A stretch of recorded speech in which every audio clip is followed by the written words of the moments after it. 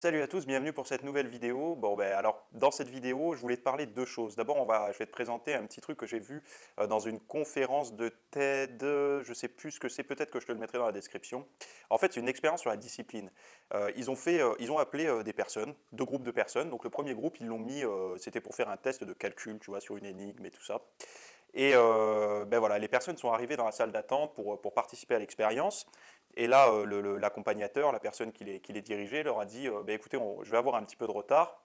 Est-ce que vous pouvez patienter 10 minutes dans la salle d'attente? Le problème, c'est que dans la salle d'attente, il y avait un gros saladier avec plein de cookies qui sortaient du four au chocolat, tu vois, bien chaud, qui diffusait l'odeur. Donc les gens, voilà, il y avait ça devant eux et l'accompagnateur leur dit les cookies, c'est pour l'expérience suivante avec un autre groupe.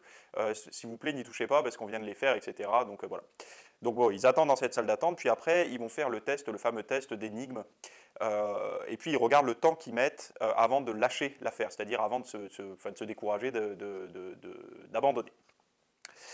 Deuxième groupe, la même chose, c'est-à-dire que les personnes vont dans la salle d'attente, l'observateur leur dit je vais avoir 10 minutes de retard, on va attendre un petit peu ici et je reviendrai vous chercher quand ce sera prêt. Et à ces personnes-là, en fait, il y a un saladier avec de la betterave dedans. Et on leur dit surtout, ça c'est pour l'expérience suivante, n'y touchez pas s'il vous plaît, parce que bon voilà, c'est pour l'expérience qu'il va y avoir après, donc faites attention, n'y touchez pas. Donc les personnes attendent 10 minutes et pareil, au bout de 10 minutes, ils vont essayer de tenter de résoudre une énigme. Et ils calculent encore une fois le temps qu'ils mettent avant d'abandonner. Enfin voilà. Et à votre avis, c'était quoi les personnes qui avaient craqué en premier? Eh bien, les personnes qui ont craqué en premier, c'est les personnes qui ont été soumises à résister aux cookies. Pourquoi?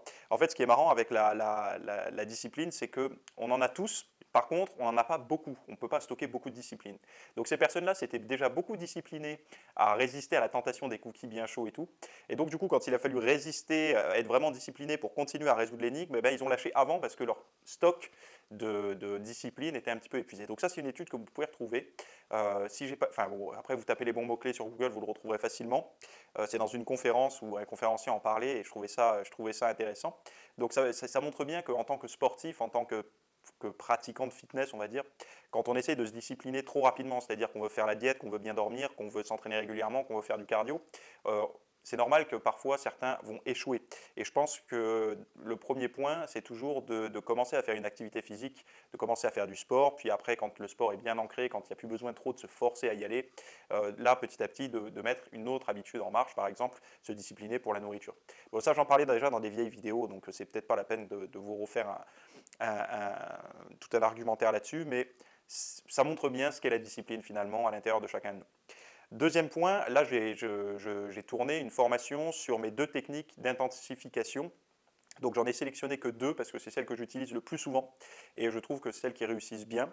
Et en fait par rapport à l'entraînement de musculation, il y a des moments où on a besoin, on sent qu'on a besoin de changer un petit peu, qu'on n'a pas forcément envie de changer tout son programme, mais on a envie d'amener un petit peu plus de piquant. Donc parfois c'est pas utile forcément pour tout le monde, mais il y a des personnes chez qui voilà, elles ont besoin d'être plus intenses, plus violentes, je ne sais pas comment expliquer ça, mais dépenser plus de calories, changer, enfin en tout cas pour leur motivation et tout, elles ont besoin d'une hausse, pardon, un petit peu d'intensité. Et en fait, dans les techniques d'intensification, on peut retrouver ça et on peut un petit peu s'amuser tout en s'entraînant de manière productive. Donc j'en ai sélectionné deux. Il y en a une qui sera plutôt pour les personnes qui manquent de temps. Donc c'est-à-dire que quand on a un court laps de temps pour s'entraîner, il y a des techniques qui font qu'on peut faire beaucoup plus en moins de temps et être tout aussi efficace. Enfin en tout cas moi par mon vécu je peux vous dire que régulièrement quand j'ai eu des moments où je pouvais m'entraîner même que 30 minutes. 30 minutes, c'est relativement peu, on va dire, pour le commun des pratiquants de musculation. Mais en 30 minutes, on peut se réveiller le lendemain matin avec des courbatures sans problème si on sait faire les bonnes choses.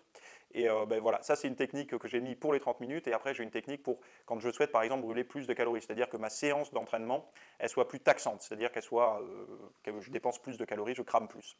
Par contre, comme vous le savez, c'est des techniques qui ne peuvent pas être mises en place en permanence parce qu'il y a quand même une base solide. Donc bon, bref, je ne vais pas vous saouler trop avec ça. Si vous êtes êtes intéressé, tous les liens ils sont dans la description de cette vidéo.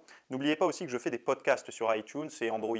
Donc vous avez juste à aller sur le site, vous regardez soit sur la barre de droite, soit vous tapez podcast dans le truc de recherche et j'ai des podcasts. En fait, je fais ça, pourquoi? Parce que moi, quand j'ai démarré, j'adorais écouter des audios quand j'allais faire mon cardio ou quand j'étais en voiture. Dans les bouchons, il n'y a rien de mieux finalement. Les bouchons, c'est horrible en voiture.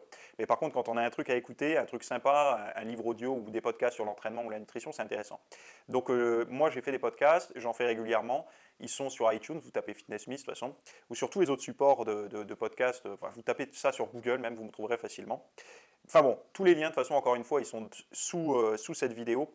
Je trouve que c'est intéressant pour la discipline, la petite anecdote que je vous ai faite, donc partagez-le si ça vous intéresse, sinon essayez de voir un petit peu par rapport à vous-même ce qui peut être intéressant de voir dans votre quotidien quand vous avez eu des trucs, vous avez dû beaucoup vous discipliner. Est-ce que le soir c'était aussi facile d'aller à l'entraînement ou pas? Bon, voilà, c'est quelque chose qu'on peut observer, qu'on peut s'amuser à regarder. Moi, ce que je vais faire, c'est je vais te présenter la deuxième vidéo, donc tu retrouves ça tout de suite en dessous. Et là, on va parler concrètement, on va rentrer dans le vif du sujet par rapport à ces techniques d'intensification. Donc c'est parti, prends ton bloc-notes, on démarre.